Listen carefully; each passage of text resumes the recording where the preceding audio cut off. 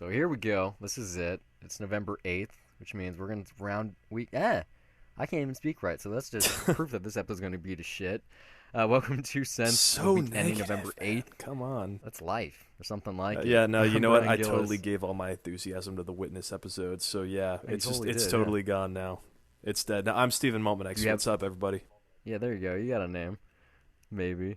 If you've never heard this show before, basically all we do is, talk about things that have happened in movie news, culture, technology, whatever. We leave out politics because who the fuck cares? So let's start with something that is, on the internet and it was kind of big. It was actually fun when I was aggregating the news because it changed with the week. I'm sure you saw this, the hashtag Force for Daniel. Yeah, absolutely. Yeah, so they're really cool. If you are out there and you don't know what this is, which I'd be surprised if you didn't. Basically, the internet rallied behind this guy named Daniel who was terminally ill. He's dying of, I can't remember what it was. I think it's cancer. And Well, doctors in that's July told typically him, the similarly. I'm slurring my it's words usually right what now. it is. So Yeah, it in typically is July, what it is, of course. yeah, July doctors told him that he only had 2 months to live. And the internet, he had one wish, being a longtime Star Wars hmm fan, and most people are, that he wanted to see The Force Awakens before he croaked. And so it made the rounds. John Boyega, a couple other people tweeted about it, Mark Hamill. And so it went all the way up to the big ups at Disney, got to J.J. Abrams, and he was lucky enough to actually see an early copy. Yeah, I mean, good for him. Absolutely. Like I can't. I have nothing else to say there. I mean, yeah, it's a great thing. JJ's done this before, like Yeah, with for Star Star Trek. Yeah, Trek, I mean, yeah. it's something that I mean, it's not like it's the first time that this has happened, but it's always nice to hear about it, and hopefully they like the movie. I mean, Yeah, that's what I'd we'll like never to. know. Yeah. He's on, like, embargo, and he's probably going to die before it comes out. No Can't offense. he just say something as simple as like, yeah, it was really worth watching before Maybe. I died. I'm Like, sure someone I mean, interviewed him, they did but that with Star Trek. The guy that I'm pretty yeah, sure that there was a very binding contract he had to come sign that was on. like 10 pages long. I guarantee it. Embargoes are serious I shit. know it is, but I mean, the guy is dying. Come on, like, We're all can't you dying. just let this one slide and trust that he's not going to spoil the shit out of it? Like, We're all dying. He just knows what his timeline looks like. maybe if he hated it, then I Yeah, guess I exactly, don't know. right? Yeah, Like, but I'm dying, and J.J. hopefully, Abrams ruined my childhood. well, it could have been a me and Earl and the Dying Girl thing of like he literally Yeah. died. That's how horrible the Force Awakens is. It literally It killed was someone. funny when I read this story earlier in the week before he actually saw it. All it reminded me of was Fanboys. You've seen this, Yeah, right? of course. Yeah, like it 100% is the premise. Well, I mean, it's really because of social media now. Like a premise like Fanboys would just never happen because you can totally get online and like make Yeah, this a thing and build up a movement behind it, and that's how these things happen. But hey, good for him. good for I him. hope he Yeah, enjoyed the movie. I hope you got to see it in 3D too. Next thing, news outlets are apparently reporting that Jurassic World, or not apparently, news outlets are reporting that Jurassic World is the first installment in a new trilogy. I got one thing to say. No shit. Honestly, I mean, they're making that claim of like, oh, we thought of this as a trilogy, and they did the same thing with Terminator, but Mm. there's no fucking reason. I mean, Jurassic World just felt I mean, completely pointless you guys can unless go you fucking listen throw to. raptors in the desert. That's what I'm Like, saying. You go listen yeah, to our episode, our first, or not one of our actual first yeah, 2 cents. are What was that, really 19 weeks horrible. ago now? Yeah, More than 19 weeks ago because this which was came episode out 20. sounding much better than the Jurassic Park episode. Yeah. Um, but yeah, that we talked about there. It's like what the Raptors have to be in space, fully militarized Raptors with like strike forces and missiles on their back. Like you have to go somewhere new because Yeah, Westworld's coming to HBO soon, and that's gonna be different enough from Jurassic Park. But there's gonna be two sharks. There's gonna be Shamu's fucking in I the don't next know. one. I mean, Jurassic, that whole franchise, like, people really love that original movie, and that's a movie that they love that they also say that they can take seriously. I'm just not one of those people. Like, I think that franchise really just needs to say fuck it, or I don't know, maybe Go extinct. I don't know, But maybe yeah. I've never really liked Jurassic Park. I am that weird guy that just thinks that We aside from the talked about T-Rex this attack, during the yeah, review. You didn't see it as a kid, so yeah, you're not I really. didn't, but It's not fair to make that judgment. I didn't, but I feel like that film's internal logic is really stupid because all it is like, hey, let's talk about how this is a bad idea.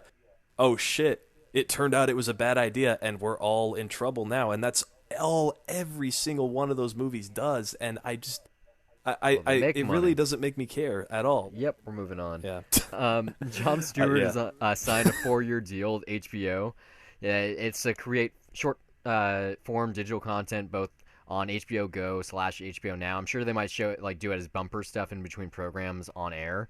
But they also have a first look at any TV or film projects he might consider during the 4-year clause, which is pretty cool because, from doing a show a night for, what was it, like 13 years or something ridiculous. So now it's like, oh, look, I want to make a 4-minute music video or whatever he's going to do. I'm sure he's going to make some really interesting stuff, probably politically charged, who knows. But I still haven't seen Rosewater. It's on Netflix now, his first film that he's directed. So, But when they kudos to say, him. yeah, but when they say, this is the most interesting part of it for me, is short form digital content. Like when I see that, it's like I don't know how they would air that. It just makes me think of when John Oliver puts his stuff on YouTube. For his Yeah, segments. that's what it is, yeah. Yeah, something like that. like- It's like, is it going to be? It would probably be something where for HBO, in between a show or a movie or whatever they're showing, It they could just be that, throw but something in the middle of those commercial breaks. That's not exactly what it is, but in the press release, like I said, it's meant for HBO Go and HBO Now. Like that's where it's going to be. I'm sure it's just going to be its own section where it's Jon Stewart's shorts or whatever they call it, and you can watch them a la carte or together or whatever it is. Like we don't know. We're probably months and months out from the first one hitting. I mean, it's interesting though, just that we don't know what it is, but it's basically him doing his own YouTube channel, except bringing it to HBO, and they're letting him do it. And I think and he got a ton that's of money to do it too. yeah, but I mean that's very interesting. Like that might very well be a very popular thing for a bunch of other successful. Well, I mean, it does make sense considering when YouTube and Vine celebrities and stars are crossing over to the mainstream movies and TV, that someone could do the opposite. Like for instance, Paramount is making a movie. Where is it on here? I can't even find it now. I know what it is. Yeah, here we go. It's called like American Pranksters, and it's gonna be starring. Oh, it's Lionsgate, not Paramount. My bad. They call it Natural Born Pranksters, and it's just gonna be a team of 3 guys from YouTube that do pranks on people. So if Nice. that is getting a movie, Jon Stewart can definitely get 4-minute skits. It's only fair. Although, I mean, here's the thing: we don't know how successful this is going to be because who knows how they gauge viewership on HBO Go and HBO Now, and I don't know if. Well, I mean, they have internal numbers. They don't have to publicize it. But I mean, just when you're scrolling through that stuff, would you click on something just knowing it was a 4-minute sketch? Like, I don't know why. It seems like it's a bit more effort when you're scrolling through HBO Go. I mean, it's been a while since I've even seen. I've kind of been off HBO for a while now. Like I haven't seen John Oliver. Yeah, in, I'm like way 2 behind. months or so. Yeah, and The Leftovers. I haven't seen an episode of the 2nd season. I've been doing more Netflix and chill just by myself, sadly. But like video games and working, and I don't really have the time for news when I'm doing this podcast. So who knows? Like it'll probably be good. I'm not sure. I don't doubt that'll be good. I'm questioning how it's going to work. Yeah, like how I mean, not just what it is, but how people are going to embrace it. Because I think it's a very fascinating idea. I just don't know how big it will turn out to be. I mean, HBO Go is probably used most by commuters. I mean, obviously there's apps and you can watch on your TV at home and stuff, but you can easily do it like on the train or on the bus or whatever. And they're not the first provider to do this. Like Cartoon Network has a thing. They have an app where it's just like 15-second shorts. And then like Snapchat videos, it's the same thing. It's even less than that. And then you can watch the whole thing, with all like 3 minutes of it. So it's kind of the way it goes, especially if you're on the go, and maybe that's what he's trying to tap into. You got to remember that, his show recorded and he lives in New York, so if you're on the subway or like on the bus, like it's probably perfect for that. It's just in between stops. You don't really have time for 30 minutes or an hour. Oh, that makes sense, yeah. Yeah. Next topic I got right here, pretty big. Hugh Jackman is going to be on set for X-Men Apocalypse for reshoots. Because why wouldn't he be? Well, I'm just saying, he wasn't on the main cast, so they're just throwing him in now. There's maybe. probably going to be a cameo, like, at least. I think it's going to be past a cameo. Like I'm sure by now they've solidified what the script is for the final Wolverine movie, so maybe it's a tie-in to that. Because X-Men Apocalypse, I'm sure you saw the show as a kid. Apocalypse, like he's the character who's Oscar Isaacs, by the way. I have Um, not, by the way. no, well, No. he's like the first mutant, and then he comes back, and it's kind of like Blade 3. Okay, the Which first I have not vampire. No, well, okay, whatever. The first mutant is the most powerful mutant, and they all have to come together to stop him because he's evil. That's the idea. And so that would kind of mean that's the Omega story, and I'm sure Wolverine has some important role. Uh, moving on. This is pretty big. CBS has announced that they're making a new Star Trek series. However, it's gonna be streaming and only available on their CBS All Access video on demand service. They're aiming to do it January 2017 to coincide with the 50th anniversary of the original show, and the pilot's gonna be airing live, but every subsequent episode is only online. Yeah, it's about time. I think. I don't know about time. I don't. No, I like kind of if the show is big, if it's Uh-huh. popular, then people will start gravitating more towards that, and that's how shows are going to get broadcasted more and more and more. And cable is just slowly dying now. I don't think it's a free service though, and CBS is a major network that you don't have to have access to cable or satellite for. All you need is a digital tuner that you can get for free from the government. So if they're, like I said, I have to research this. I forgot to because I had a busy week. But if it's not a free service, then you're basically taking away a majorly loved franchise from the people.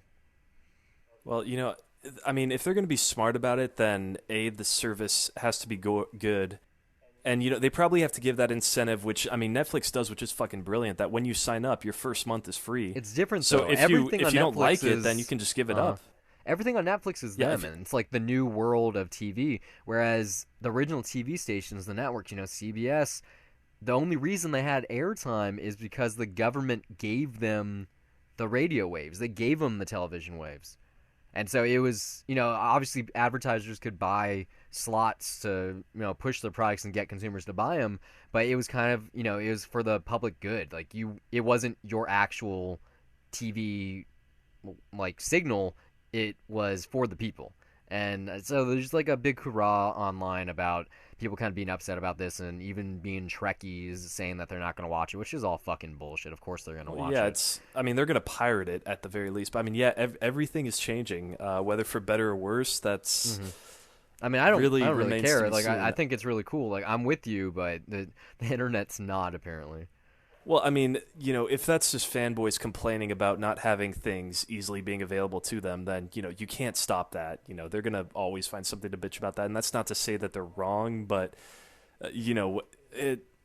here's the thing. What if the show sucks? It probably does. Like, I mean, this idea will fail if the show is not good.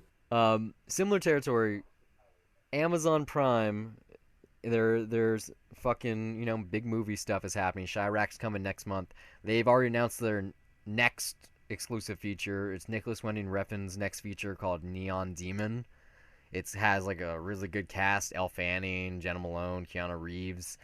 I kind of looked at the synopsis, but it was really confusing. It's about like old lady stealing youth from a young model or something.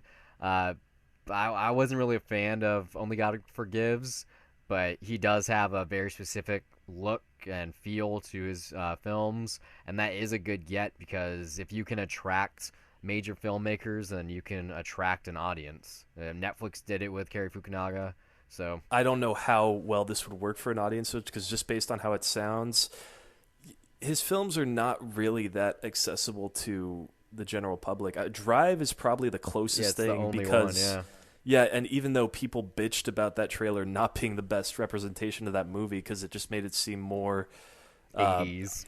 more hyperkinetic, but I mean, that movie, it can easily be coherent to just a general audience if they're willing to be taken into that mood. And Only God Forgives, it's really it's far more out there. Like, you really have to be in a specific mood to really look into that film. I keep telling myself that I'll see Valhalla Rising since it's on Netflix. I'm sure I've it's gonna get removed, and I'm gonna go, oops, I didn't get the chance. Yeah, no, I've tried. Like, I've just been way too tired because it's very Have you quiet. seen any of his Pusher movies? I hear they're great. I really I want heard to see the first them. one's really good. I just haven't. Like, I want to get to it. Yeah, eventually, right? In big news, this is probably the biggest thing that happened this week, and it's like all connected. First off, Activision, aka Activision Blizzard, which is probably the biggest in terms of IP, like video game publisher out there. They bought the developer behind Candy Crush Saga for $5.9 billion. Think about that. They have so much money floating around. This is the people that just released Call of Duty Black Ops 3 on Friday, which they haven't announced the numbers yet. But as someone who works at GameStop and worked there on Friday, Saturday, and Thursday, we pushed a lot of units. Okay, so they probably already got a quarter of that money back from that transaction. And the reason this matters is for a couple of things. They announced also this week that they're making a film division. So it's not They got the money to do it, clearly. yeah, they definitely do, and they have the IPs. The reason this is important is because Duncan Jones, he's making that Warcraft movie. That's Activision Blizzard property, obviously. World of Warcraft, Warcraft itself, but that's being made by Legendary. They just sold off the rights, and they're doing whatever they want there. Whereas the other stuff that they haven't sold yet, they want to kind of push it. So that's going to be testing the waters. But they've already announced Skylanders TV series, which was like the first thing in the Toys to Life video games that influenced both Disney Infinity and that Lego Dimension stuff that happened in Nintendo and Amiibo. But they already have the cast like Justin Long, Norm Macdonald, Ashley Tisdale. So I don't know how they're going to be putting it. Maybe it's Netflix, who knows, but it's still in development. But even more importantly, I already talked about this a second ago, they're working on a Call of Duty cinematic universe. Yeah, I mean, and that's I think everyone online, a lot of people have said this happening, that if comic book movies are about to die, then video games are the next thing, and it seems like they're building up that thing of okay, Marvel is trying to hold on to their own properties so that they can do their own movies, and that's basically what this is becoming. They sold off the rights to.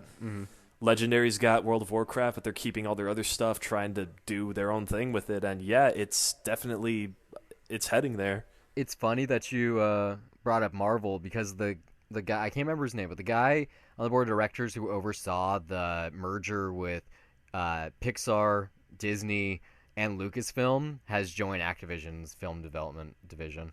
Ed Catmull, or I think so. Yeah, I didn't write the name down.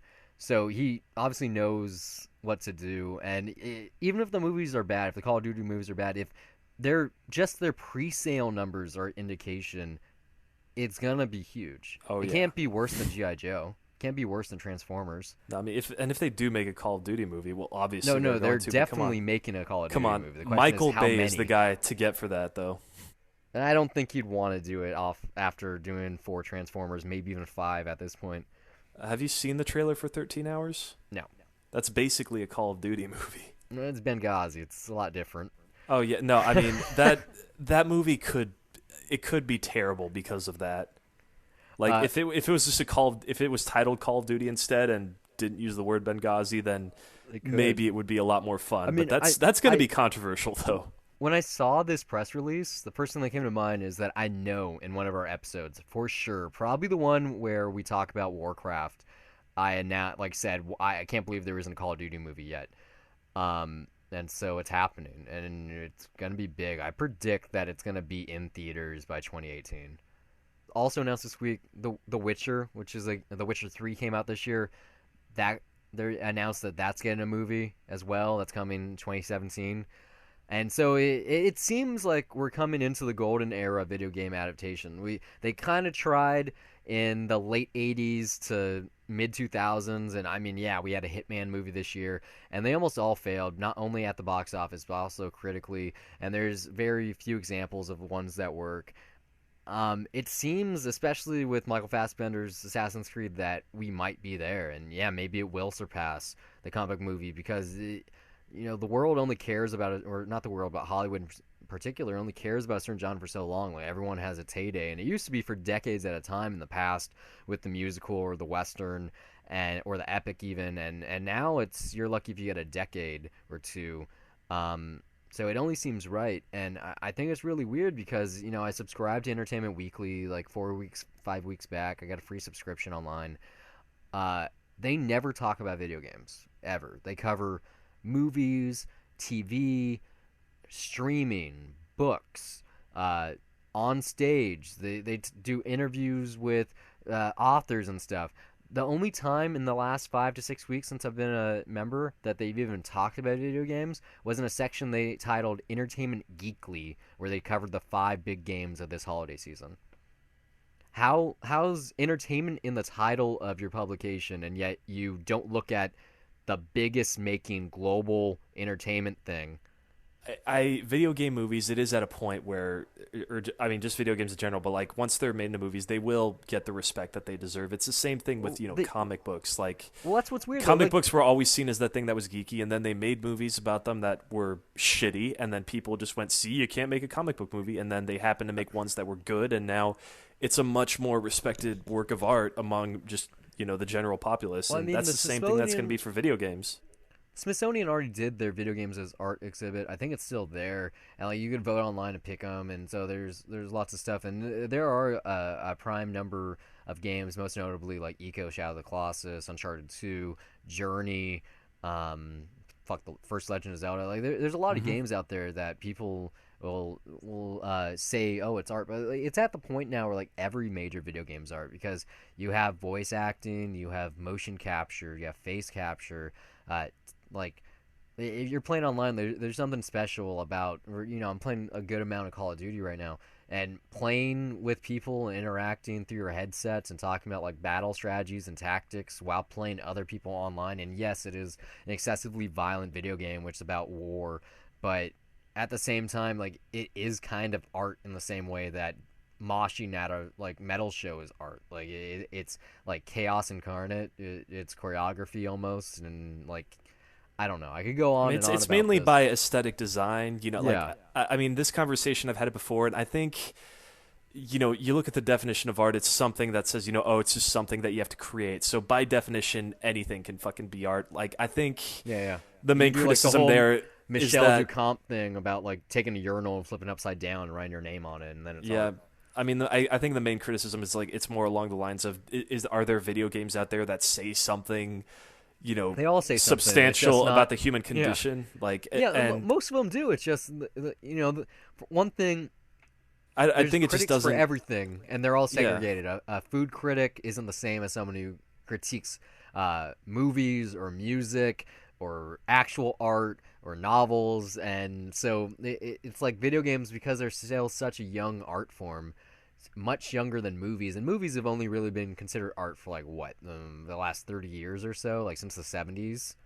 Yeah, probably. I mean, I don't think if someone's going to find a better way to justify that argument for how it is art, but I don't think that we should hold it to the same standard that we do for movies or literature, where, there's works of art out there that are just, saying something very deep and substantial, either through moving images or through words. I think video games, maybe you could find some sort of connection in there that's deeper, but there's got to be a different way of looking at it, and someone will find it eventually. Yeah, I mean, I don't consider them art. It's interactive media. It just is. Playing a story through a video game is much different than reading one or watching one or seeing one on stage or listening to one, for that matter. They're all different and have to be graded on a different standard. And you can't, when you say like, what's your top favorite 5 movies? It's weird. It's weird for all art.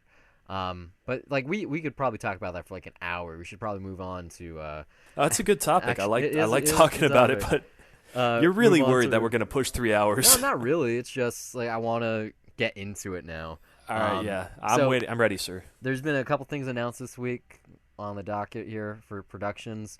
Something really interesting. There's something being made called Blazing Samurai, which is an animated recreation of Blazing Saddles with animals. It's coming mid-2017. It's going to be starring Michael Cera, Samuel L. Jackson, Ricky Gervais, and Mel Brooks himself. Sounds really cool. All you had to say was Michael Cera and Samuel L. Jackson in that order specifically, and I'm like, yes, okay. How often does a director get to be an animated adaptation of his movie? Not very often. I mean, I'm not gonna knock on Mel Brooks, but it's just he has done voice work in other stuff Yeah, lately. What Hotel was it? Transylvania too. He was in Yeah, that. and He played it's Adam just Sandler's dad. yeah, and I mean nothing against him. It's just I don't know. I guess he hasn't been given really meaty roles that I care about, other than to just be like, oh, okay, that's Mel Brooks. He's still working. Good for him. I mean, he's All old, right. so Yeah. he's not. Well, Hollywood no, doesn't really no, want to but put him on screen anymore. well, it's really I mean, he can do voice roles. I'm sure. I guess it just he hasn't been given much great stuff to say where I care I think about it's it. more he hasn't gotten behind the camera again. I think he still has one left in him. He hasn't tried anything in a long time. Next thing, uh, who's announced? Oh, Dimension Films has announced that they're finally making a $6 million Man adaptation. It's or remake. It's being called the $6 billion Man. It's starring Mark Wahlberg, and it's coming December 22nd, 2017. Don't really know what to say. I don't see Mark Wahlberg being that guy, especially since he's still in the Transformers franchise. Eh, I I really don't have any judgment here. This is basically him getting a comic book movie. Because Steve Austin is a superhero. I seriously don't have any judgment on this one, really. Okay. No, it really is like I don't know what to say. I really don't. Okay, well, moving on then. Yeah, sorry. Another thing that was announced this week. It's starring Ryan Reynolds, Samuel L. Jackson, and Gary Oldman. Samuel L. Jackson is doing a lot still. It's called Hitman's Bodyguard.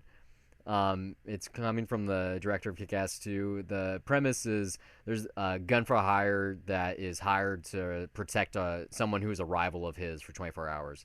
It could be good. I don't know.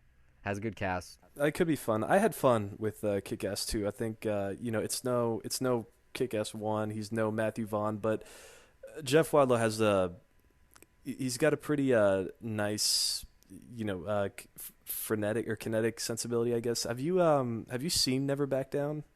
No. The I mean, premise was so I'm talking stupid that about. I didn't. Yeah, I know what it is. It's yeah, a the UFC it's movie a, about it's where a there's a trashy train. movie. There's Yeah. a fight on a train.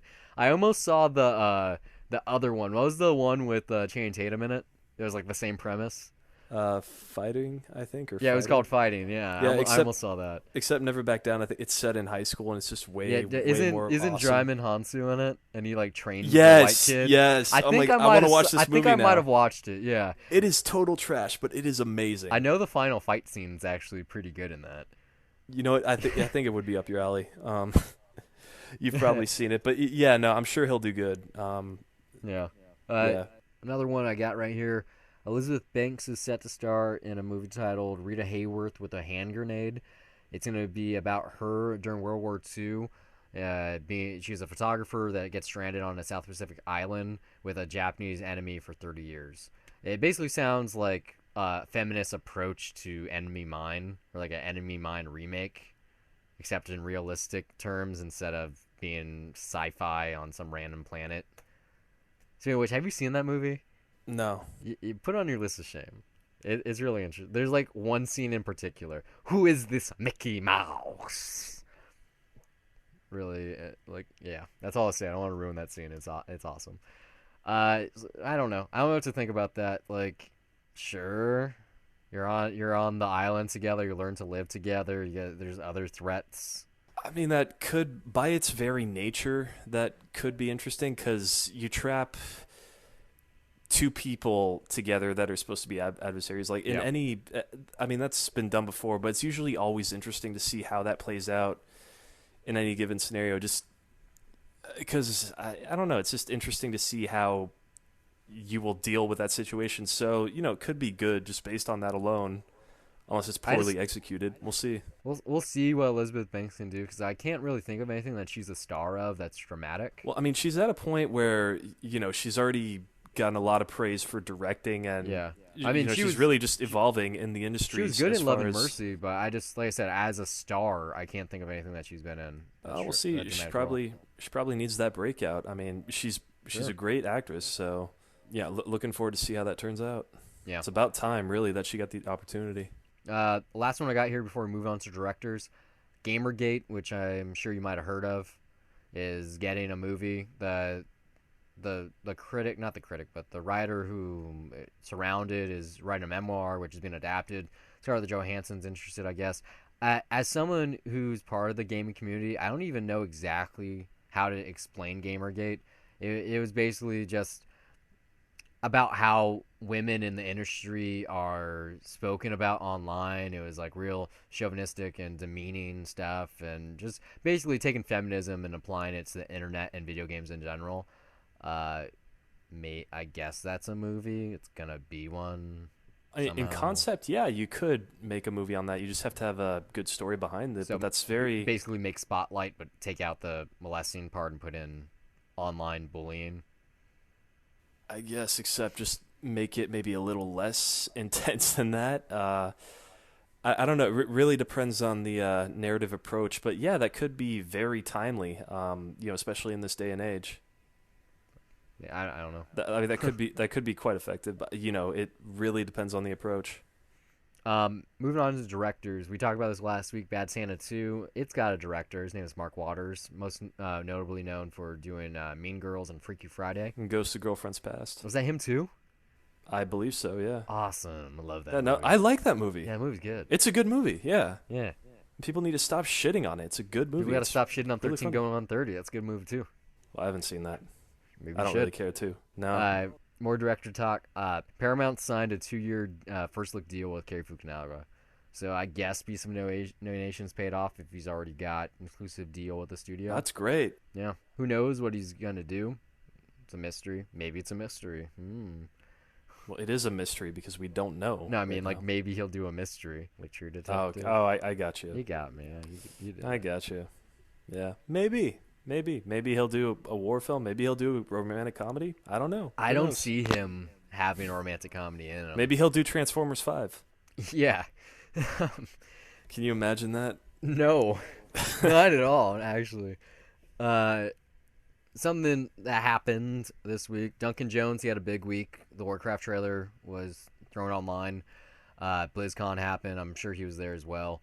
But his next feature, Mute, has gotten some stars attached to it. Alexander Skarsgård and Paul Rudd are going to be in it. Also, Sam Rockwell is going to be making a cameo. He promised on Twitter. He's supposed to be playing the character he did in Moon. Like, he said this years ago online. So that'd be fun. I mean, finally, we've been hearing about this like for fucking ever. Yeah, now. forever. So Yeah, it's basically just about since time Source that it gets Code made. came out. Yeah, Yeah, it's really time. he probably just had to make Warcraft to get the money from investors to be able to make this movie, because the way that he's kind of talked about, or more like people online, most notably Slash Film, is that it's like the new Blade Runner. It takes that approach to sci-fi, like it makes it realistic and not feel in the future. Well, I'm glad that he's not getting locked into Warcraft 2 or anything like that, which I don't know if you saw the trailer, and I'm not I did it. I saw the terribly teaser. yeah, I'm not terribly excited about it, although I will say, just based on like, there is a kind of epic storytelling feel that I get from that trailer that I hope he really nails, that it doesn't feel just like some crummy CGI spectacle. I mean, we were talking about whatever, 'cause Activision Blizzard less than 15 minutes ago. If even 10% of the World of Warcraft subscribers go and see that movie, it'll make a ton of money. You know how much, like, it's ridiculous how many people play that game. And not just that game, but Warcraft in general, or StarCraft, or Diablo, or Overwatch, which is coming out next year. So it should make its money, unless Legendary really screws the pooch on it. It's Duncan Jones. I hope it does well. Back to Paramount for a second. They've dated a untitled Brad Pitt Marion Cotillard movie. It's gonna be like World War II drama. What's more interesting about that is that it's directed by Robert Zemeckis. It's coming out next Thanksgiving. No one knows anything about it, but it's good to know that he's back to doing live action consistently now. Whatever happened to that guy? That guy that just said like, "Oh, I'm gonna do mocap for the rest of my life." Well, I think he realized that. Yeah, like how did that thought come about? That was just like, maybe this It is was not probably the best thing like to he was be probably doing. walking around places and people were like, "Hey, you're Robert Zemeckis. You directed Back to the Future, right?" And like he probably got to a point where he's like, "Fuck, it's always Back to the Future, huh? It's not, hey, you did Forrest Gump or Castaway." Yeah, it was like that pie fucker scene from James Bond: Bob Strike Back. Well, no, I mean, I think even The Walk at some point he was envisioning that specifically to be a mocap film, like, which thank God it wasn't. But yeah, like you said, good thing he's got back to doing live action stuff, because that's really what he's best at. Like I can see why he's always tempted to play with digital cameras, because he likes his long tracking shots. He's an expert at blocking scenes, like just so good. Like in the Flying Feather. Oh, Forrest Gump. Yeah, I got you. You got me. Land in the Curious George book. Second to last thing I got on directors here. Henry Selick, who's known for doing his dark stop motion stuff, Coraline, Night Before Christmas, is working with Key and Peele on another stop motion flick about demonic brothers. How fucking awesome is that? Right? I think they're producing as well, so obviously their sketch show on Comedy Central has got them going places. Who knows how long it's going to take to come out? Stop motion movies take a long time to film, but come on, like if it's even half of as good as those two other films, it's going to be special. Yeah. Last thing, directors here, Shane Carruth. The movie we talked about, or I mentioned like probably a month ago now, that was getting major financing. It's also got major stars, a lot of them. Just list them off here: Anne Hathaway, Keanu Reeves, Daniel Radcliffe, Chloe Grace Moretz, Tom Holland, Asa Butterfield, Jeff Goldblum, plus the director himself. Oh, and it's also got a title. It's called The Modern Ocean. It's going to be about maritime shipping routes. I mean, the fuck? What is going to happen here? Like, I'm expecting something to go wrong with production, because if this gets made, like, if there's a finished film out there, like, once this is all done, it's got to make its money, right? That's going to be insane. Like, it's like you got Catwoman, Neo, Harry Potter, fucking Hit Girl, Spider-Man, what's his name from he was in whatever, and Jeff Goldblum. Yeah, I mean, you have a fucking great cast, but I mean, just the way that this is supposed to be made, that I mean, they're going to be shooting out in the middle of the ocean, like, as if Jaws hadn't taught anyone enough of how you, or even Waterworld, that you should deep not, water. Yeah, that you just do not do that. Yeah, I mean, I really am curious to see like what he's gonna do, because I mean, I don't know if you saw Primer, Upstream Color. Yeah, I've seen both. Like, they're both very inaccessible. They're very they're very challenging films. Like, it takes a very you got to be in a very specific mindset to try to get into those. I really like. Is he gonna try to make? Yeah, no, I did too. I like both of them. Is he gonna try to make something? Who knows? Much more out there like that, if or he's got is the it financing and he's got that cash, just think about how much they're like, just to get them on the project alone costs. Never mind production and CG and all that stuff. If he's got them involved, there must be something there. You know, mean, I really want to know what this is gonna be. I'm excited. Like, right? I'm not expecting something great, but I mean, even if this turns out to be terrible, there has to be like some documentary crew has got to be following this, because there has to be an amazing story just behind this production in terms of how it's getting made. Because I mean, how the fuck do you get money for this? I don't know. Imagine like if this doing is a Netflix movie. doing something original too. Like, I mean, that could very well happen. Actually, I mean, most people have only seen his two other films because of Netflix anyway. So that's actually how I saw them. Yeah, me too. So moving on to some casting news. I mean, that alone was casting news. Lego Batman, something that we've been tracking for a couple of months here. They've got an Alfred. It's Ray Fiennes. Oh, perfect casting. Yeah. Get the bad guy from Schindler's List to be a Butler. That works. No, you get the new M to be a Butler. I mean, that, yeah. What is there to say? That's perfect. I was doing Schindler's List for this reason. Liam Neeson, they got him coming up in something. They're making another thriller version of Deep Throat. I guess this one is on the other side of the newspaper. Watergate thriller's happening, called Felt, with Jason Bateman in it. It's coming from the guy that's directing Concussion, whose name is escaping me currently. So, yay, I guess. There's already All the President's Men out there. There's a theater there's a local theater that is playing that, and I've never seen that before, so I might actually check that out if I can. I rented it from the library years ago, and I fell asleep because it's very, very slow. But I definitely have to see it again because it's Robert Redford. It's one of his. That's good. I'm prepared for early big roles. I know it's one of the greatest movies of all time. Yeah, it's Dustin Hoffman and Robert Redford at their prime. Another casting choice right here. Noomi Rapace is going to be making an Amy Winehouse biopic. because apparently no one saw that documentary this I year. know it came out, but I didn't really have much interest in it. Yeah, Th- have you ever listened to anything from her? Like I'm pretty I much think completely in the everyone's heard dark. Rehab. I don't know if it might ring a bell if I hear it, but I kind You of just told me stay. to go back to rehab, and I say no, no, no. Uh, Nah, it doesn't ring a bell coming from you. no, it was really big. I think it was 2005, 2004, right before she died from her heroin overdose, I believe it was. I almost saw the documentary. I heard it was really good, but I'm not, I'm I'll not. say this: I remember the trailer for the Oh documentary yeah, I being saw the very good trailer and very many, many striking. times. Yeah, like it definitely had my attention, but I'm much more selective when it comes to documentaries because I just can't approach them the same way that I do with feature films. And it has to be a subject that I'm willing to like kind of educate myself more on. Hmm.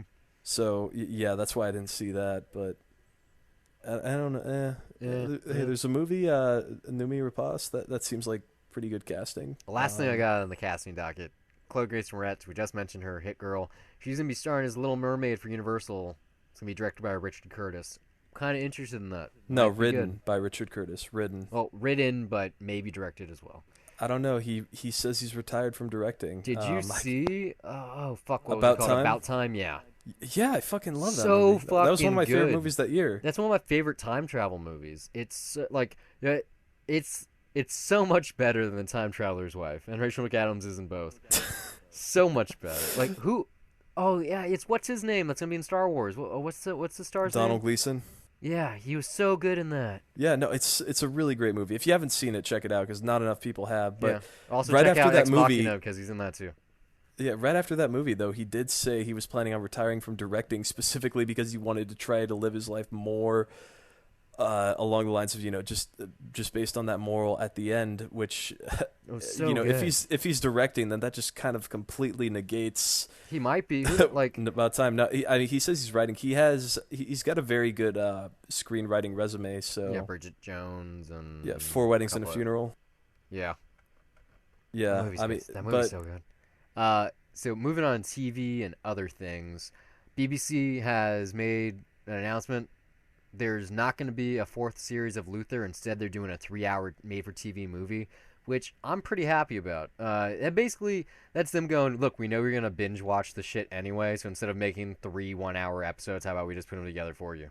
So that, along with the Victorian special for Sherlock, pretty big year for them. I have a feeling like it'll be the last time we see Detective Luther on screen, unless they make a actual movie. Because the idea was it was kind of like the 6 seasons in a movie type thing. It was like 3 seasons in a movie. Just because the talent involved, like and we talked about this last week with Sherlock, like the stars are so big now that it's hard to get them to settle down and spend so much time on something small. Um, so hopefully it goes out with a bang, and hopefully there's another series or a movie, like I said. One last thing about TV here. There's only one other thing, but one other thing. The Muppets. Something weird's going on. I'm sure you might have read online. I know you saw the pilot, and the like parents are kind of upset about the tone, and the audience was too, and the internet wasn't totally for it. Even though I really like it, I think it's hilarious. But one of the co-showrunners has left the show, and so they're bringing someone in. Insiders think that this is going to lead to a soft relaunch of the show after the winter hiatus ends. So when it comes back in the spring, the final 6 episodes, it might just be a brand new show. And this is something that is also happening on MTV's Scream show. So it's kind of sad. I hope it doesn't go the kiddie route. I hope it's still. I'm sure it's brother, still going to be a workplace comedy, but they're probably going to tone down the adult humor, which I'm not totally for. If it's good, it's good, so it doesn't matter. But I just hope they don't scrap everything they've done so I far. don't know. Yeah, that is interesting. I mean, you're still watching that show, are you not? Yeah, it's fun every Tuesday. Yeah, I mean, and I'm hearing it's from other people that it's actually gotten better and Yeah, they're enjoying it more. 2 weeks ago, the Reese Witherspoon episode was really fun. What was the last week about? Oh, it was okay. It was about Piggy helping Kermit find a present for his girlfriend Nicole. No, Denise, Yeah, not Nicole. Denise. Yeah, I don't know. For me, when I watched the pilot personally, I didn't think it was bad. It's just there was something that for me felt off. But other people really dug it, so I'd hate for their sake to see that totally gets changed. But I mean, that's probably I would not be surprised if that's what happens. Oh, Kermit said on Twitter that he's going to be playing his banjo on Tuesday, so I'm excited. I think it's funny that that Muppets reboot movie in 2011, which the whole premise is about making them relevant again. They hmm finally have made them relevant, and now they're not happy with the TV show they have. I guess I don't know. I guess prime time has to be perfect or something. I don't know. I mean, there is something weird about seeing a more adult-oriented It was Muppets. always adult though. Like this is the Well, problem. no, Like yeah, the yeah, the but I mean, Muppet it Show was in the adult. '70s. Like It was adult in a way that kids could still watch it. That it was still sorta like accessible then, and they could, it would go over their head. It would be basically a joke that kids would laugh at probably, but they wouldn't really get it for the reason that why it was funny.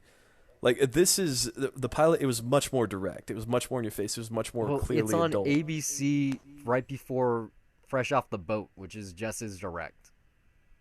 Like, it's not on early. Like I said, it's prime time. Like most kids are probably asleep by 8 a.m. Or 8 p.m. anyway. And like, No, I think those are this like is in the the hours there where you're kind of having kids like when they're about to go to sleep. yeah, but this is the thing. Like we're gonna talk about this in a second when we talk about the things that we watched this week. You wouldn't believe how many parents come in the store at my GameStop with their 10-year-old son buying Call of Duty for them, and they just don't care. It doesn't Yeah. matter to them. And so Oh yeah, if no. those My little parents brother are got away okay, with this shit all the time. yeah, so if those parents are okay with their kids blowing the heads off of strangers on the internet, what's the big deal about Kermit making a joke about, like sex with a coworker or some like innuendo from Rizzo about banging someone from Color Me Mine? Moving on to tech for just a second here. We only got a couple things left before we get into what we watched this week. Uh, Disney's added ABC, ESPN, and the family of those networks to Sony's PlayStation View. So that's really big. I don't believe that Dish Network Sling has that. So like that could probably help cord cutters.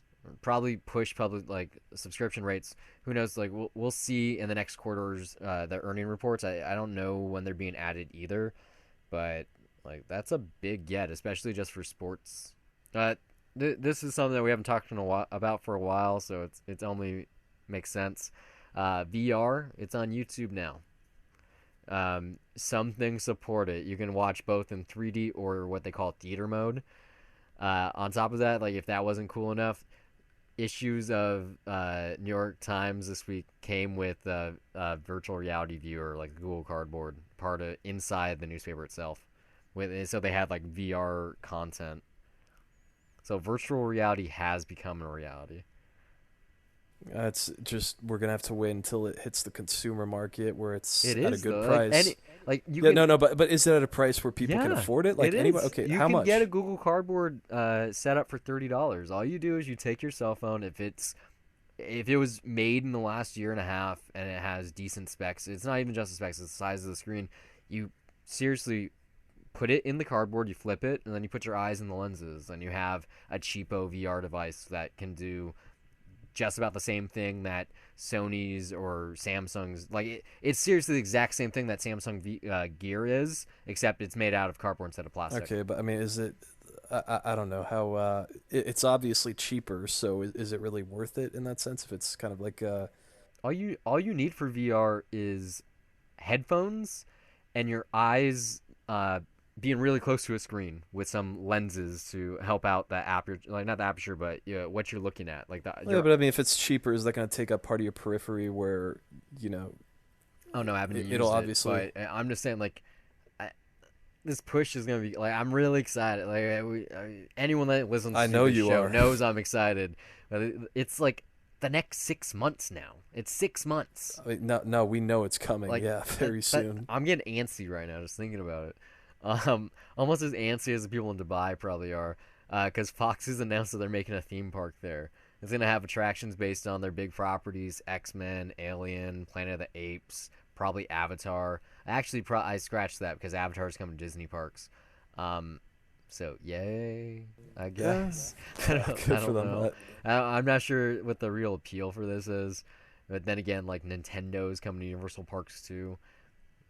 Part of me, and maybe this is because we just talked about VR, but I feel like the theme park is kind of coming to a close. It's not really what it used to be. VR, yeah, it will probably be that thing to strip it away. Like I think maybe not though. I mean, there is something for rides that have like a very like a digital component or that you like need like screens for where it's basically just you go in a room and it's a simulator like that will definitely not have the same appeal. But like if you go on something that's tangible and real, like the Jurassic Park ride, that's very different. Fucking You know, I hate mean, that like, ride. oh fuck you, sir. That I thing love is that. scary as shit. That final T-Rex terrifies me. Oh man, I have not been to Universal Studios since I was like in third grade, but I love that ride. I don't care for the movie, but I love that ride. Just that's something stuff like 4D. That's something that would probably lend itself really well to VR if they got to figure out how to do that. But yeah, I don't think it's going to replace just the tangible experience that you can get of rides like the log ride at Knott's Well, or the Indiana like Jones ride at you're Disneyland. talking about the tangible experience, but what about the tangible experience of standing in line for an hour and a half to ride Splash Mountain? Uh, Or better yet, paying $20 in the parking lot, it's or a ten compromise, dollars for a pretzel. I mean, it's a compromise. Like, but I mean, something like Star Tours, I think, will be unnecessary when VR just really takes off. yeah, Like, and I don't know, you'll probably get like a D-box chair, hook it up to your headset. That way, you can have basically that full experience. Yeah, but 3D no, print a it's chair that is on motors. and you know what? Because that's gonna take off so well, you know what? There's gonna be people that are gonna go, "Oh, I don't need to go to Disneyland," and great that we're not gonna have to wait in line for like 5 fucking hours because there will be half as many people that are there. Hey, perfect. I can go on my Indiana Jones So ride. maybe. But yeah, what did you watch this week? Uh, not that much aside from Witness. I got the end of the tour on Blu-ray, which still a great movie. You and I, our favorite movie of the year, I Yeah. think. Yeah, it's Well, and I don't know what else can I say. I would sound like a complete asshole. Like this is a movie that I'm sure by the time I hit 30, and I'll just look back and think like, wait, yeah, wait, wait. this was something that I really connected to at a very specific point in my I life. mentioned So. this during the review, and you didn't really remember it because you like missed it during the scene. Um, the conversation that they have about virtual reality, Hmm. so scary, so Yeah. so on point. Like when I was watching it, I at the same time was going, I can't wait to get my headset, and then I was listening to what David Foster Wallace was saying in the movie and going, yeah, that's gonna happen. I'm never gonna leave my house I ever. mean, I don't. It really. I think just to add to that conversation, it really depends on how you approach it. If you let it consume you, then yeah, you're pretty much fucked. But you kind of have to find meaning behind it in order to be happy. It's like he won't the character, but I guess David Foster Wallace in real life, he wouldn't own a TV for the very specific reason of like, oh well, I would just have it on all the time. It would be like a fireplace. It would be a distraction. But Yeah. I don't know. Me, I'm very. I guess I have fairly good self control because I don't really watch TV shows. Like I have a nice TV. I got a nice speaker system. I got a bunch of I got a movie collection that I like. That's a bunch of stuff that I'm connected to. But I'm not. And I guess that's one reason why I prefer still watching physical copies of things because I like my limitations. I don't like browsing through Netflix or Amazon constantly just thinking about what I'm going to watch. So, I mean, just to add to that conversation, I guess it's all about self-control. And if you can find meaning of how to, of why you're watching that stuff in the first place instead of just doing it just because, that's really, I'm getting into a philosophical point. But like, anyway, yeah, there's a lot of that movie that's gonna stay with me. And I'll bring it up again at the end of the year when it comes to making a top 10. Stuff that's new. Okay, I saw Spectre. Yeah. I guess are we gonna talk about that later? I don't know. Like I still want to see it. I kind of want to find someone to watch it with. if anyone out there wants to meet up with me, Yeah, but get our listeners. Yeah. yeah, I might see it again because there's some yeah, I friends know that you said you want to wanted to see see it. it on Yeah, Tuesday, yeah. so I'll put some feelers out there. Maybe I can see it Tuesday as well. We can do a shoot for a review Tuesday night or Wednesday.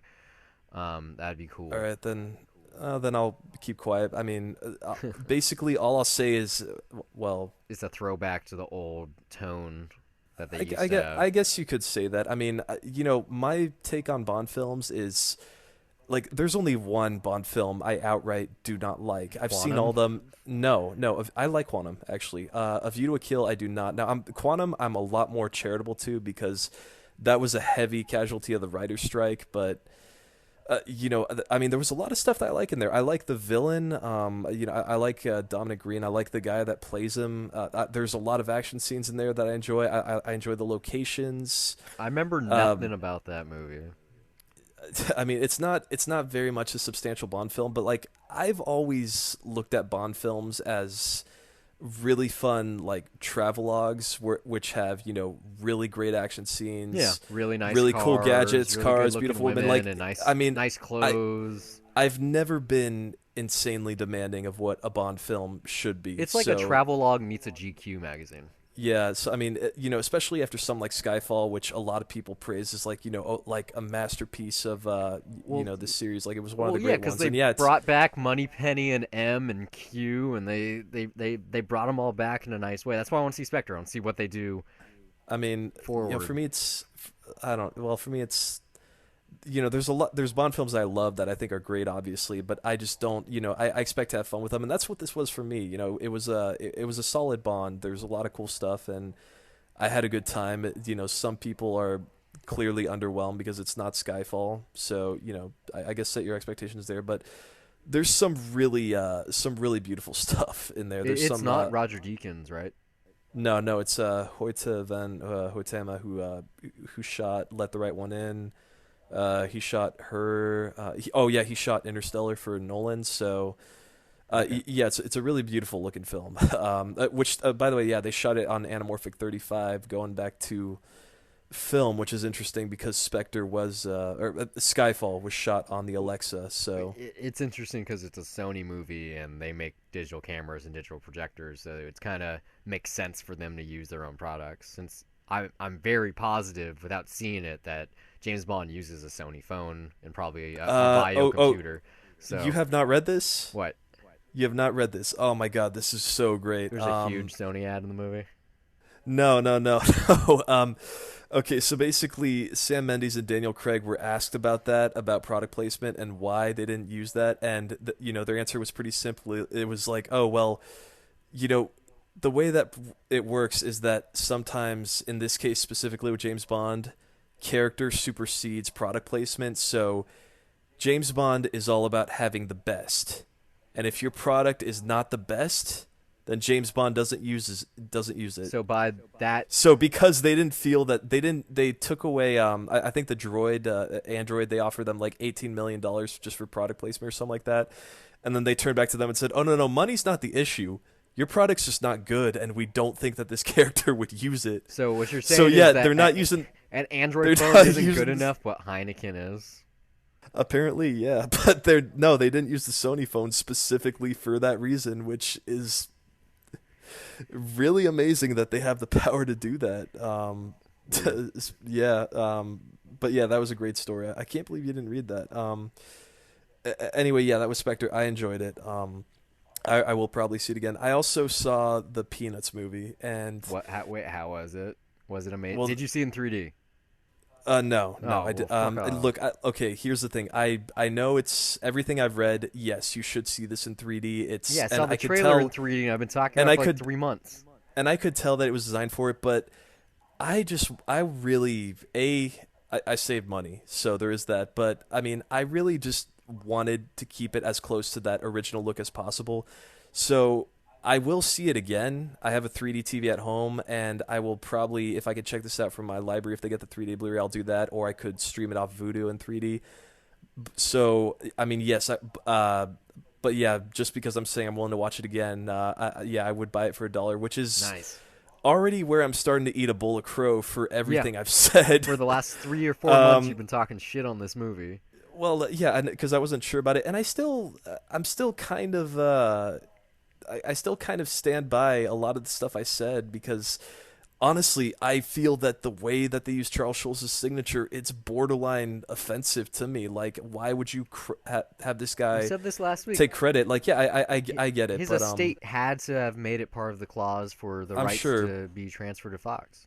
Yeah, I'm sure, but I mean, it's just it seems like the signature is being used specifically, as okay, that's a part of the Peanuts, iconography right there. That's like something that has to be there. And I don't know. To me, there just seems to be some wrong with that. But that's a debate that can be had later. The movie itself, though, it's a lot of fun. It's up there with, with some like Paddington or Shaun the Sheep. Like, there's a lot of great gags. There's a lot of great stuff. But it's like this is totally a fan film. It's like it's basically Paul Feig it's fan fiction. Worked on it, so. Oh yeah, no, and that's a good name to have behind there. And but I mean, you can sense in every frame, the passion of the animators for these characters and for this world, and they managed to find that perfect balance of keeping it modern, but also being respectful to just the original feel of both the specials and the movies and just that comic strip. But it really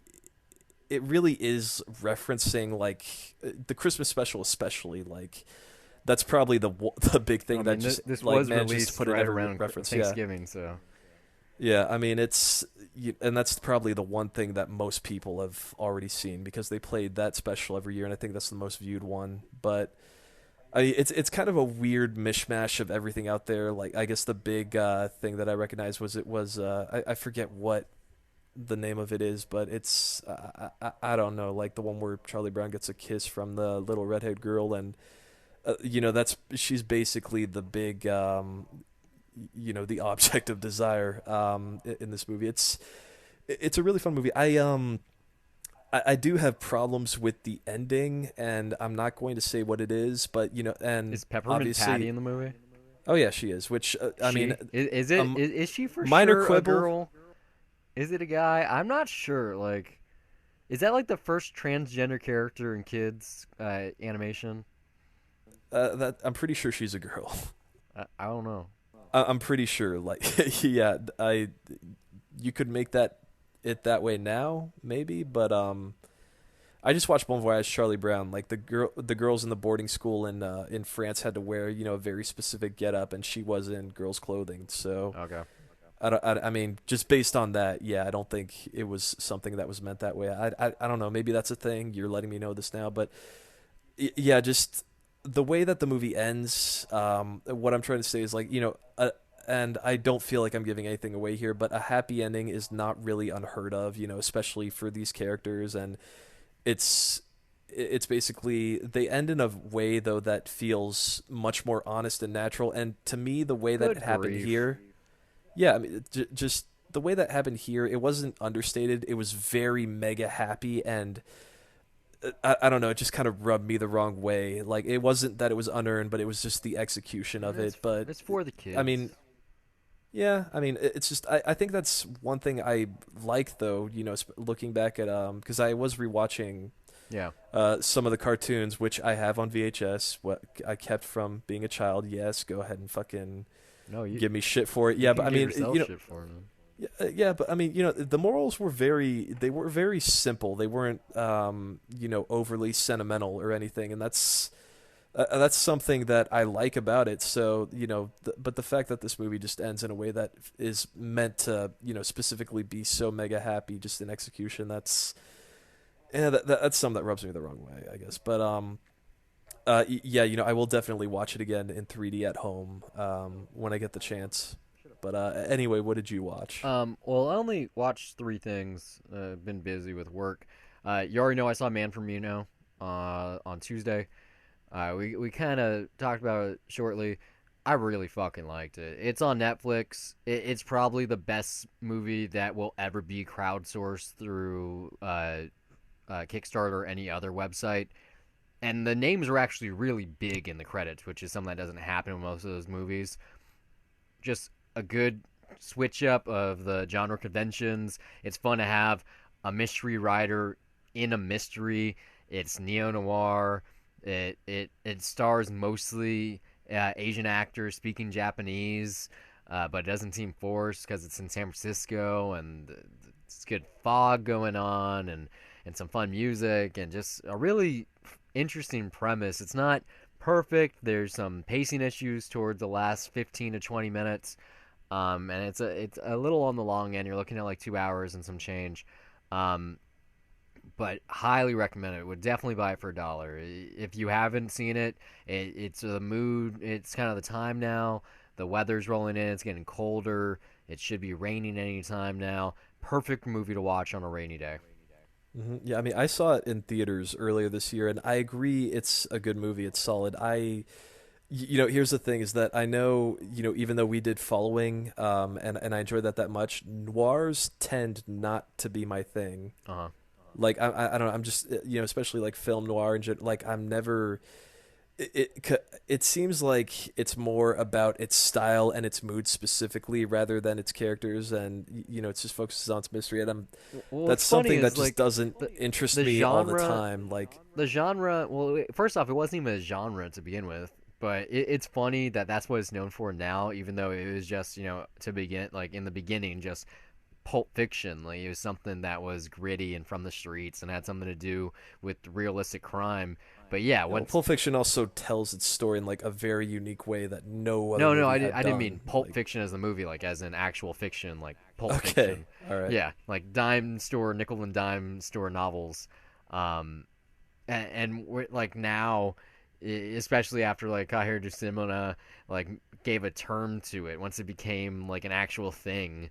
They're very black, so let's give it the name Black. It's black. It's noir now. Um, it's like, oh, it's Yeah, I dark, mean and it's it's something else now. But it's funny how it was originally something very different. yeah, and I don't know.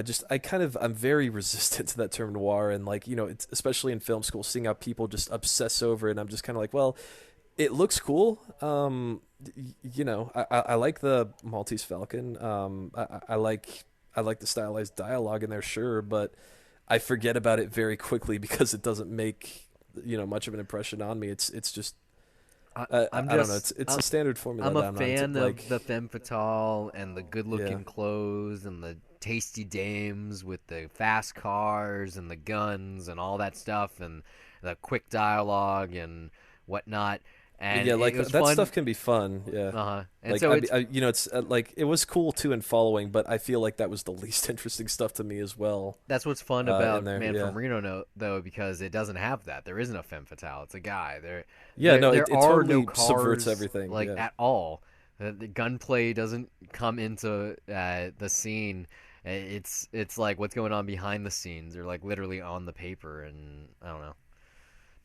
yeah. It's No, I hard to really appreciate. say anything about it without ruining anything that I do happens. appreciate. Well, I think just by saying that it's a guy instead of a femme fatale, you kind of spoiled something very big there. But because I certainly was not looking for that. But I really did appreciate the differences in it. It's a solid movie, and here's one thing that I thought was really cool. You tweeted me about this, and the Hmm. official Twitter account for the movie favorited that tweet, and you did not do a hashtag or anything. You did not Well, they do retweeted it an too. at Man from Reno. Yeah, like it got their attention, and you just typed the word in there. Like you didn't have to do anything special really. So that was cool. Yeah, no, yeah, it's happened to Uh, me a couple other times too. yeah, kind of It's interesting that good they have the PR. time to do that. But Not really. I mean, it's yeah, a small movie. Just I like what was the other? I watched some movie. It was a documentary called Iceberg Slim: Portrait of a Pimp or something, and it was like about some guy who wrote Pulp Fiction back in the day, about and he was a pimp, and it was the same thing. It was like when I did the watch what I watched today hashtag, and the director favorited that tweet. Um, but yeah, it was like I said, I recommend it. I watched another movie. Have you heard of it? Irreversible. Gaspar Noé's film before Enter the Void. oh, I refuse to watch. I'm glad we're not doing a debt to cinema on that. No, yeah. I, What do you know I about it? I know that there's like a rape scene that's 8 minutes long, and right then and there, I'm just like, no, it. No, that's not the worst part. The worst part of the movie, because that's Oh in the middle. man, The worst part of the movie is that the first. Okay, first off, just as a background, it's called Irreversible because of like actions, blah blah blah. It has something to do with time and how like the universe, blah blah. It's really confusing and it's hard to articulate. But it's kind of a pun because the movie is shown in reverse order. So it'll show a scene, and then it ends, and then it shows you how that where like the next one started, so and it's kind of all like Memento. kind of like what? Memento. Not really, because it's not non-linear. It is a linear film. It's just it's going backwards. Like it's not confusing. It's kind of in because of the way it's told. It makes Yeah, itself. so like Memento. Memento went backwards. No, well, like that jumps around too, though, and it's like Not really. It just threw different vignettes in between Yeah. when you made those jumps. But There's no vignettes here. It's just okay. it's straightforward. Well, not straightforward, back forward. But the problem is that the opening section, the camera work is so fucking frenetic and chaotic that not only does it make you feel motion sick, but also there's audio. The audio signal is something like negative 18 decibel or like 18 decibels. It's some sound frequency that causes listeners to feel actual motion sickness. When an earthquake happens, you know how It's a you lot have of that. distortion. Yeah, you have that. No, it's not distortion. It's like kinda, but Are you saying 18 decibels or negative 18. 18? I don't know the actual number, but you know how when an earthquake happens and you just feel nauseous? The movie makes you feel that way. Not because of the camera work, but the sound itself. That's how fucked up this movie is. That's how it starts.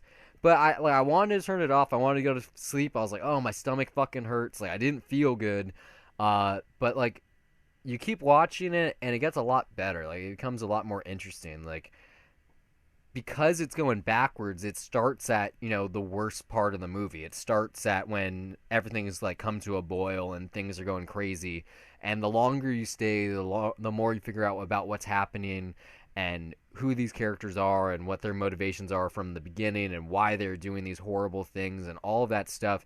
And the camera slows down. It's no longer moving all over the place. Like it's in one spot and trailing people, and it becomes fun and you're laughing at things.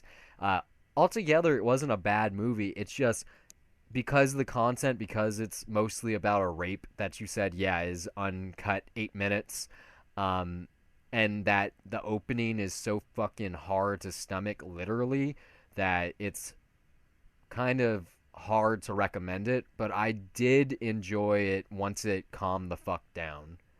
Yeah, I mean, uh, I, I mean, I'm not avoiding it because I think the movie would be bad or anything. I hear it's a very well received movie from what I hear. It's just I Yeah. don't need that shit in my life. I mean, but I saw it because, yeah. Monica Bellucci, she's in Spectre, and I wanted to see something that she was in that was on Netflix. It's not on Netflix anymore. I had to search for it. It's on Epix. But yeah, she's in it with, what's his name? Martin Cassell? Richard Cassell? Vincent Cassel. Yeah, yeah. And they were married at the time Yeah. of filming. So they have that chemistry there. So that's interesting. But I don't know. I can't, after seeing that, I did want to see some more Gaspar Noé stuff, and Oh, Enter the Void is great. Like there is something in there that's that I guess it is pretty messed up, but I could handle it better. it can't be more messed up than those. I mean, a rape just is way. Well, I there's, don't know. I there's just don't need to see like that. that's why I said like that wasn't the worst part of the movie. The first 15 minutes is the worst Oh part. yeah, Like yeah. it's seriously the hardest thing I've ever sat through. I got just hearing the way you describe it, like he seems to Like, really the be into camera playing, like, is- with the camera and just The sound camera's in like interesting ways. yeah, like, rotating upside down and flipping, going really fast. Like there might have been faster, like a higher frame rate, like maybe it was like 35 or something, and just like flying like all over the fucking place, like shaky cam to the max with the sound waves happening. Yeah, he really And speaking it's for Enter the taking Void, place like, he really in a does some BDSM really cool stuff. It's taking place in a gay BDSM club called Rectum in France with like red lights and trance music. with all this other shit All going right. on, with some violence. Like it's not a trip. It's hard. All right, yeah, I don't need that in my life, I guess. Yeah. But I mean, there is some weird stuff in Enter the Void. I just didn't find it difficult to take. Like, it doesn't sound nearly as insane as that. But yeah, I mean, Enter the Void, you should check that out. Like, there is some crazy stuff in there. Yeah, so I saw one other thing this week, and it's something that a lot of people did. Nasser Nunn, Aziz Ansari's show on Netflix. I watched the first episode Friday, the day that it went aired, and I wasn't really feeling it. It was kind of weird. Started off really not what I thought it was. I didn't see the trailer, so I was going into this really blind. I did read a piece on it in Entertainment Weekly last week, but yeah, I was like, huh, this is kind of weird. And this is kind of like I'm not really a big fan of his stand up, but I love Parks and Rec, especially his character on there. Um, but then I stuck around, and last night I binged the other 9 episodes, and it has some weird stuff going on for it. For one thing, Eric Warheim's character and some of the tone of it, and but like it has so much other great things going on for it, like the romance and like the mixture of comedy and the realism and the angles it goes for. Like each episode has like a specific talking point or hot topic they cover, so it ranges from like Indians in TV or like Indians on TV rather. The difference between like men and women in like our society, interacting with your parents, just like relationships, a whole bunch of things, and very timely. The music's really good. Um, Lots of good cameos. James Ponsel directed 2 episodes. Eric Warheim, I think, directed like 3 or 4. Aziz Ansari directed one of them. Very different from what everything else I've seen on Netflix. Very mature. I really hope there's a second season. He did a Twitter Q&A today where he said that they are already working on ideas for the second one. But like, I really recommend it. I think you should check it out. I think it would be up your alley. Maybe not the first episode, like I said, but the second one was like really good. I laughed like at least once per episode. Sometimes like a chuckle, but every once in a while like a flat out like hard laugh. Especially his dad. Like his parents play them, not themselves, but they play his parents on the show, and it's like loosely based on Aziz Ansari's self. Like instead of being a stand-up comedian, he's an actor who gets mostly gigs in commercials. Like he's famous for being in a Go-Gurt commercial. But yeah, I would check it out. Like a really good watch. It's short commitment. You're looking at like 5 hours, and it covers a lot of territory. Like the story time is like a year and a half. So I'll make a note of it, but Limitless is yeah, you're not at gonna the watch top it. I of the got list it. when it I comes to got it. that. Yeah, you'll never watch it. I'm not saying that. I'm not saying that. Maybe 2 years from now, after like all 3 seasons are up, Yeah. maybe then. But And then I've been playing a lot of Black Ops 3. Only online. I haven't done the campaign yet. I played a little bit of zombies, but I've sucked in like 8 hours or so of playing online with some people. Um, don't really know what to say. Not even sure our listeners even give a shit. Played the beta too, but I'm selling so many copies at my GameStop that I feel obligated to play it. Plus, I bought it anyway you before I got to even got the plug it job. in. Yeah. Yeah. Yeah. But that's all we got for you this week. We also have an episode for Witness for Debt to Cinema that's going to be up probably tomorrow. Could be Tuesday. Who knows? So stay tuned for that. You got any feedback for us, send us an email at dollar.review@gmail.com. You can tweet at us at dollarreviews. Like us on Facebook. It's easy to find Dollar Reviews as well. And everything is on our website, dollarreviewspodcast.wordpress.com. Have a good one. See you next week.